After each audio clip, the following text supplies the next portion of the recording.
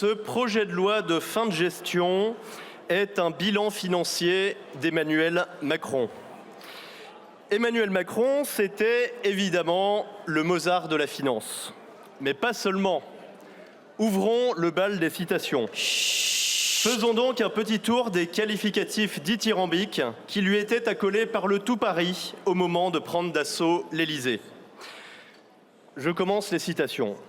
Beau, jeune, riche, ce haut fonctionnaire surdiplômé, Mozart de la finance, Emmanuel Macron n'est pas n'importe qui. Un esprit brillantissime. Autre citation, c'est aussi un Mozart du clavier. Très bon pianiste, il a obtenu le 3e prix du Conservatoire d'Amiens. Autre citation, c'est probablement l'appréciation de son prof en histoire et droit des États qui anticipe le mieux le potentiel du jeune Macron. Beaucoup d'intelligence et d'élégance morale, une vraie générosité, des qualités intellectuelles hors du commun.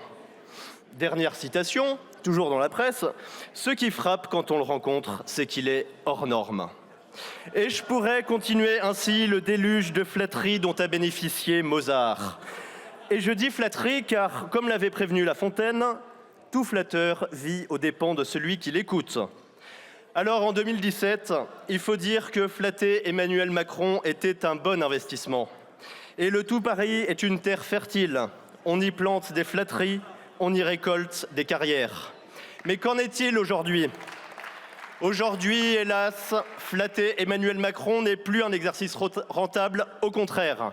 Les premiers soutiens s'empressent, tels les protagonistes du crime de l'Orient Express, de lui asséner chacun son tour son petit coup de couteau. Gabriel Attal, ici présent, et souhaitant reprendre le flambeau de la rente électorale macroniste, a dénoncé, je cite, « le chaos créé par Emmanuel Macron ». Édouard Philippe, maire du Havre devenu Premier ministre, a expliqué que le président avait abîmé les institutions. Et Bruno Le Maire, ministre puis prof d'économie, a fustigé le saccage de la dissolution. Alors que s'est-il passé ? Certes, comme disait Céline, les gens se vengent des services qu'on leur rend. Cruauté de la politique. Mais il y a l'héritage d'Emmanuel Macron dont il faut se débarrasser, qu'il faut désormais écorner, pointer, dénoncer pour espérer poursuivre sa carrière. Quel est cet héritage ? Peut-être le saurons-nous en 2027. Emmanuel Macron, l'homme qui a donné le relais au Rassemblement national sur le perron de l'Élysée. Il paraît qu'il en cauchemarde. Que l'idée que les livres d'histoire ne retiennent que cela de lui le hante. Mais il y aura probablement une autre ligne dans ces mêmes livres d'histoire. Emmanuel Macron, l'homme aux 1100 milliards d'euros de dette. Peut-être 1300, 1400, 1500, nous verrons en 2027. Ou encore Emmanuel Macron, l'homme qui a ruiné la France. Ou peut-être Emmanuel Macron, gloire et chute d'un banquier rattrapé par l'escroquerie. Le plus ennuyeux dans l'histoire, c'est peut-être nos concitoyens qui y ont cru. Cette France des winners, comme il les appelait, qui pensait récupérer quelques dividendes de sa gloire personnelle en votant pour lui. Cette France entrepreneuriale et libérale qui pensait qu'il était un bon investissement. Cette France prudente qui pensait qu'il était une assurance tout risque.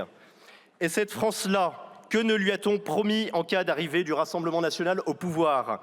La ruine, la crise, l'instabilité. Eh bien, la ruine, la crise, l'instabilité, c'est le bilan d'Emmanuel Macron. Non, ça n'est pas le Covid, ça n'est pas l'Ukraine, car nos voisins européens connaissent les mêmes crises que nous. Et pourtant, le mauvais élève de l'Europe, c'est bien la France d'Emmanuel Macron. Ça n'est pas l'Italie de Giorgia Meloni. Ça n'est pas la Pologne, dirigée pendant des années par nos amis nationalistes. Ça n'est pas la République tchèque. Ça n'est pas la Slovaquie. Ça n'est pas la Finlande. Ça n'est bien sûr pas la Suisse, dirigée par nos amis de l'UDC. Non, partout en Europe, où des gouvernements comptent des partis patriotes et nationaux, les choses sont mieux gérées que sous la France macroniste. Alors, avis aux entrepreneurs, au milieu économique, au milieu d'affaires, ouvrez les yeux sur la nullité macroniste.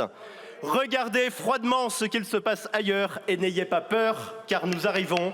Et en attendant, nous rejetterons cet énième bilan financier de la Macronie. Je vous remercie. Merci, monsieur le député.